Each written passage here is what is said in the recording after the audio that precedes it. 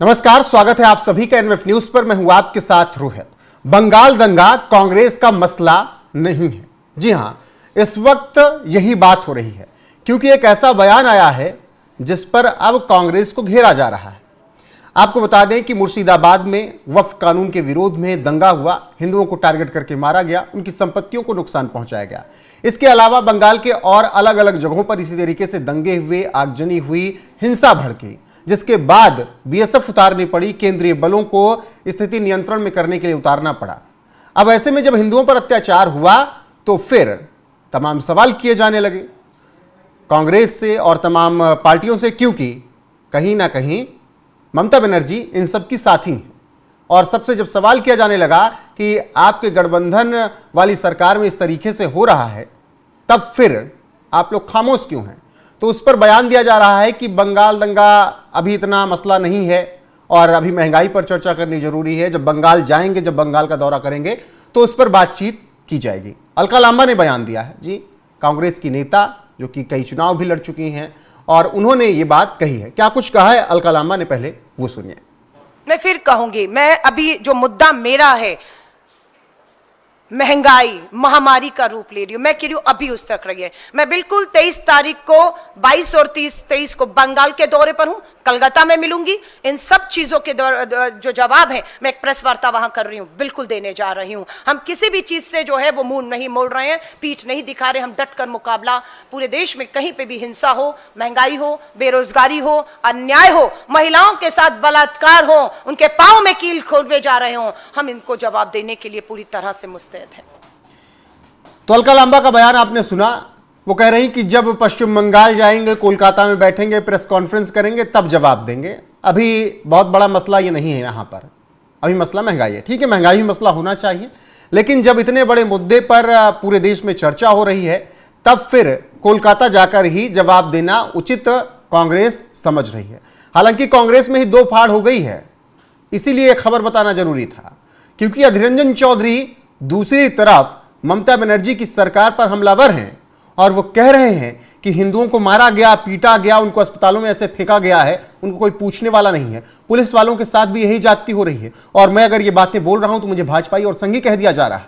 सुनिए अलका लांबा से इतर अधीर रंजन चौधरी क्या कुछ कह रहे हैं। अस्पताल में दर्ज हुआ है बहुत सारे घायल लोगों गोली से, शामजरगंज की घटना के चलते, लेकिन पुलिस छुपा रहे हैं, कुछ कहते नहीं। सरकार, पुलिस कुछ कहते नहीं। बच्चे लड़का यहाँ देखा मैंने, घायल होकर सोए हुए हैं लोग, जिंदगी के साथ, मौत के साथ ये लोग जूझ रहे हैं। और क्या बताऊं, सरकार चुप्पी साधे, कुछ कहते नहीं। सरकार कुछ कहती नहीं, सरकार खामोश है। ये बात अधीर रंजन चौधरी कह रहे हैं, जो कि कोलकाता से ही आते हैं और पश्चिम बंगाल में अच्छा खासा उनका जनाधार है। कांग्रेस को अकेले ढो रहे हैं वहां पर।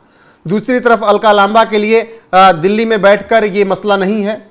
मसला जब कोलकाता जाएंगी, वहां पर रहेंगी, तब उन्हें मुर्शिदाबाद के दंगे समझ में आएंगे। तो कांग्रेस में ही दो फाड़ हो गई है, मुर्शिदाबाद के दंगों को लेकर, बंगाल के दंगों को लेकर। फिलहाल स्थिति को नियंत्रित किया गया है, केंद्रीय बल मैदान में है और दंगाइयों को ढूंढ कर उनका इलाज किया जा रहा है। हालांकि जो गठबंधन है, इंडिया गठबंधन वाले हैं, ममता बनर्जी बाहर से सपोर्ट करती हैं, लेकिन जो इंडिया गठबंधन वाले उनके साथी हैं, उनका भी समर्थन उनको मिल रहा है, या तो फिर वो लोग खामोश हैं, जैसे गांधी परिवार खामोशी से बैठा हुआ है। अखिलेश यादव ममता बनर्जी के समर्थन में उतर गए हैं और इसी तरीके से और उनके साथी हैं जो कि उनका समर्थन कर रहे हैं। जैसे आरजीकर मेडिकल कॉलेज में डॉक्टर बेटी की दरिंदगी के मामले में ये लोग सपोर्ट कर रहे थे, उसी तरीके से अब यहां पर भी सपोर्ट किया जा रहा है। संदेश खाली में भी वो लोग खामोश थे, ममता बनर्जी पर सवाल नहीं उठा रहे थे। लेकिन अब ऐसा लग रहा है कि ममता बनर्जी संभाल नहीं पा रही हैं बंगाल, और इसीलिए लोग कह रहे हैं कि राष्ट्रपति शासन लगाओ। लेकिन कांग्रेस में दो फाड़ है। कांग्रेस स्टैंड नहीं ले पा रही कि ममता बनर्जी का विरोध करना है या फिर नहीं करना है।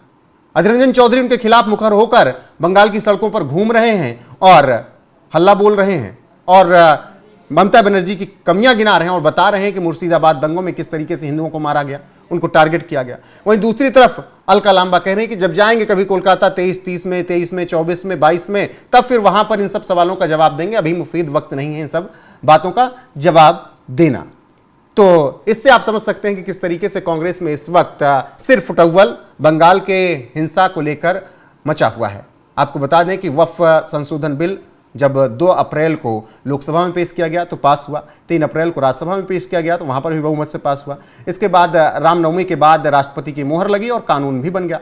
कानून बना तो उसके एक दिन बाद ही दंगे शुरू हो गए, और दंगे में सबसे ज़्यादा कोई झुलस रहा है तो वो हिंदू हैं, क्योंकि पश्चिम बंगाल में जिस तरीके से मुस्लिम दंगाई जो रहे, जिन्होंने आतंक मचाया, वो तस्वीरें आप लगातार एनएफ न्यूज़ पर देख ही रहे हैं।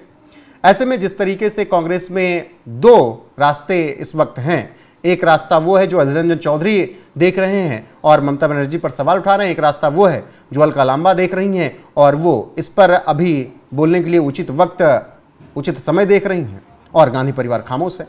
तो इन सब बातों पर आपकी राय क्या है, कमेंट में जरूर बताइएगा। वीडियो को शेयर कीजिएगा, लाइक कीजिएगा, चैनल को सब्सक्राइब करना ना भूलिएगा। बने रहेगा हमारे साथ। नमस्कार।